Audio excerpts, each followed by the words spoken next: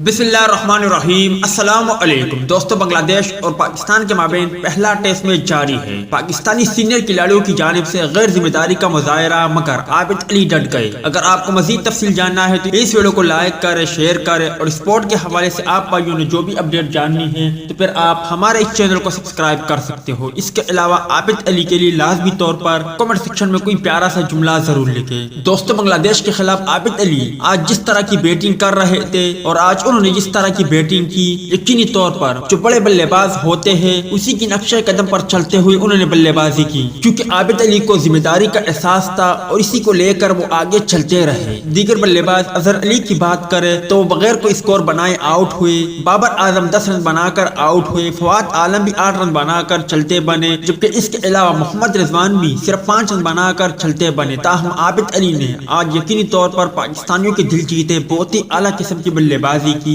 और काफी साबिक क्रिकेटर को हैरान भी किया। आबिद अली की बात करें तो वो अब तक क्रीज पर मौजूद है। उन्होंने शानदार 131 रन बना लिए हैं और उन्होंने 12 चौके और 2 छक्के लगाए हैं। दोस्तों, आबिद अली की बात करें तो उनका पहला टारगेट बांग्लादेशी टारगेट को खत्म करना है और उसके बाद से मजीद स्कोर बनाना है, मगर अब्दुल्ला शफीक के बाद से आबिद अली का किसी भी बल्लेबाज ने साथ नहीं दिया, क्योंकि अगर इस मैच में दीगर बल्लेबाज भी आबिद अली का साथ देते तो यकीनी तौर पर यह पाकिस्तान क्रिकेट टीम के लिए बहुत अच्छा होता।